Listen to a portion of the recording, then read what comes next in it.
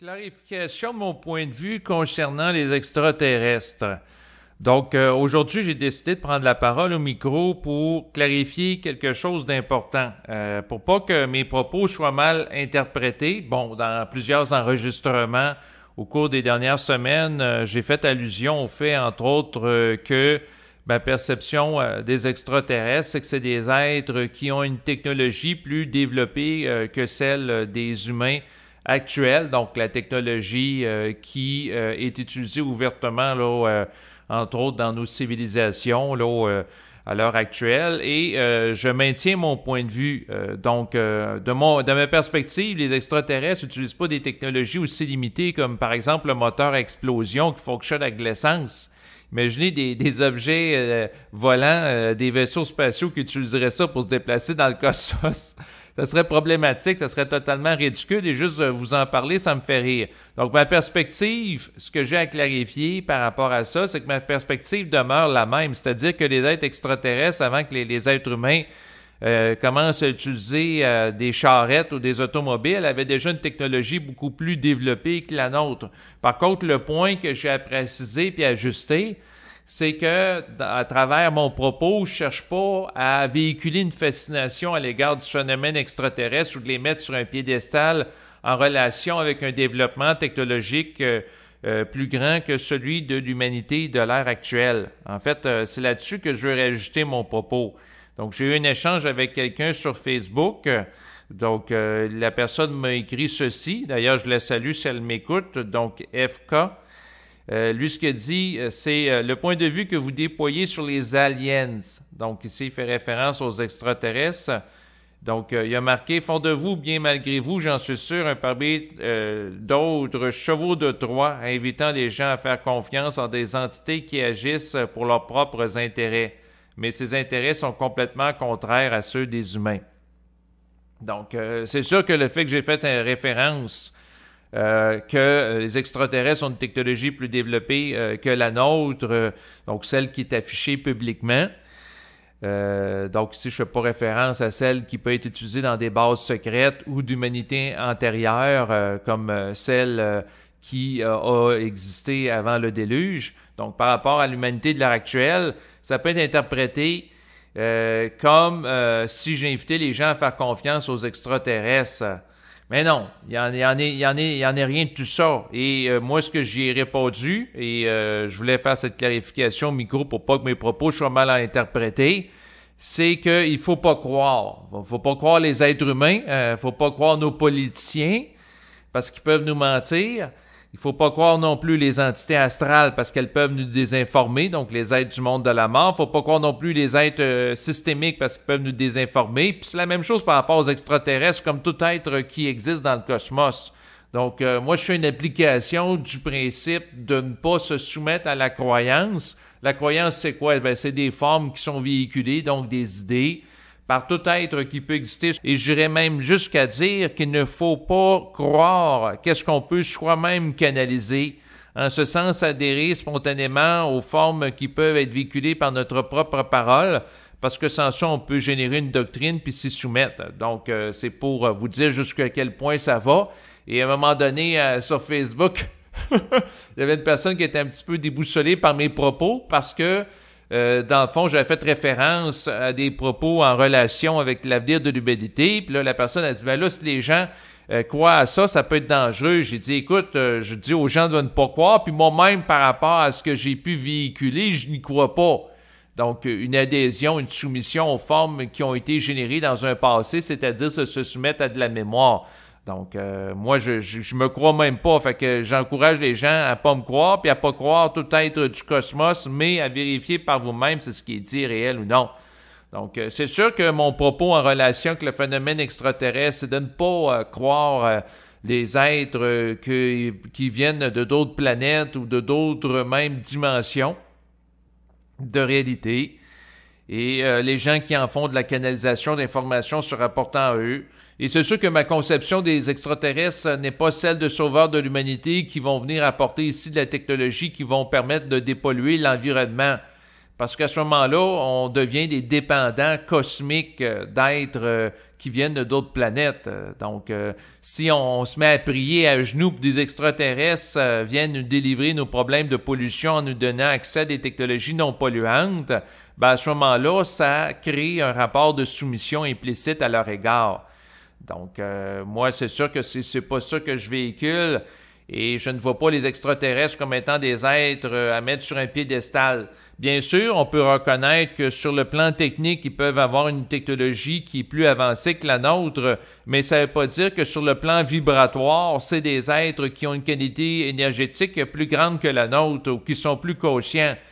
Donc, il y a cette nuance-là à faire. Puis même s'il y a des êtres qui ont une plus grande conscience de certains aspects que nous, il faut pas non plus les mettre sur un piédestal parce qu'à ce moment-là, ça confirme le fait qu'on est des êtres qui sont dans une situation d'infériorité par rapport à eux.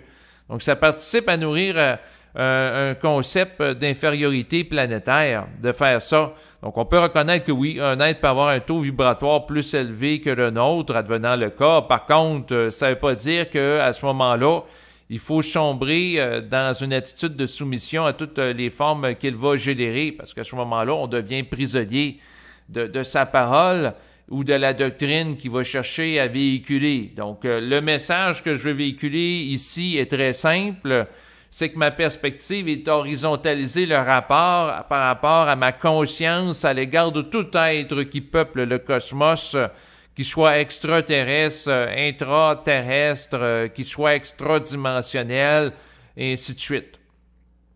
Ma perspective est toujours celle-ci, c'est-à-dire d'être souverain de ma conscience et de reconnaître aucune autorité au-dessus de la mienne. Donc, que l'être ait parcouru des années-lumière pour venir sur la Terre, ceci ne m'impressionne pas.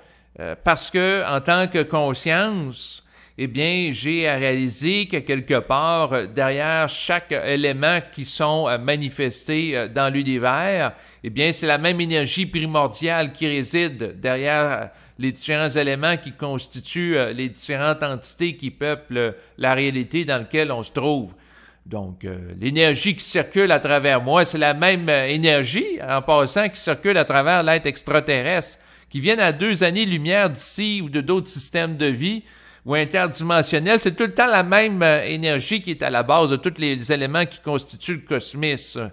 Donc, à ce moment-là, il n'y a rien qui a à m'impressionner. Donc, les extraterrestres, mon optique n'est bien entendu pas vouer un culte par rapport à eux. Et c'est sûr que par rapport à mes propos, ce que j'aimerais ajuster, c'est qu'à quelque part, l'humanité est gardée, dans le fond, inconsciente là, de certaines technologies qui existent dans le cosmos. Et à quelque part, c'est une réalité. Oui, on peut être moins développé sur le plan technologique, mais ça fait pas de nous des êtres qui doivent se soumettre, idolâtrer les êtres qui disposent de cette technologie. Bien au contraire, il faut être souverain dans notre conscience et être capable d'avoir des rapports égalitaires pour qu'il y ait une réciprocité psychique qui puisse être générée entre nous et les êtres éventuels du cosmos, ceux qui entreront en contact avec nous, étant donné que de ce que je perçois par rapport à l'avenir, c'est juste une question de temps. Mais dans le fond, j'en suis venu à un point que je connais de ça de mon vivant, le contact, ou donc les extraterrestres, je m'en calisse, tabarnak. Parce que si j'attends après ça pour être bien dans ma peau, j'ai une crise de problème parce que ça me met dans une situation d'être dépendant affectif par rapport à eux, donc de dépendre. Et si je dépends d'un être, c'est que je ne suis pas libre. Et de dépendre d'un être cosmique confirme une situation d'impuissance planétaire. Donc, c'est la raison pour laquelle je prône l'indépendance psychique et la possibilité de l'individu d'avoir accès à toute l'information qu'il a de besoin dans le cadre d'un rapport de force qu'il peut générer entre sa conscience et sa contrepartie cosmique, son esprit. Donc, c'est sûr que par rapport à ce que je veux dire, c'est que mon propos, c'est d'avoir un esprit critique qui est vaste, une capacité de contestation de tout être qui peuple du cosmos, qui peuvent nous amener des informations pour ne pas sombrer dans la croyance et tomber dans le même piège qu'ont connu de nos ancêtres dans des temps lointains où lorsqu'ils voyaient des êtres dans les cieux se déplacer dans des vaisseaux spatiaux, ben ils interprétaient que c'était des dieux. Et si un être du vaisseau sortait et qui était capable, par exemple, aujourd'hui on parlerait de l'utilisation d'un briquet qui va générer du feu. Bon, ben un être dans le temps d'un passé lointain, comme par exemple le Moyen Âge, donc quelqu'un qui est capable de faire générer du feu à partir d'un appareil à volonté, ben ça peut être interprété comme étant de la magie, comme étant un être qui va cracher le feu. Donc, tout était interprété en fonction du cadre limitatif de connaissances techniques qu'avaient les êtres humains. Et c'est sûr que ma perspective n'est pas de sombrer dans le même piège et de voir à travers les extraterrestres des dieux. Donc, non, ce sont des êtres qui sont constitués de la même énergie cosmique qui sous-entend la forme biologique humaine.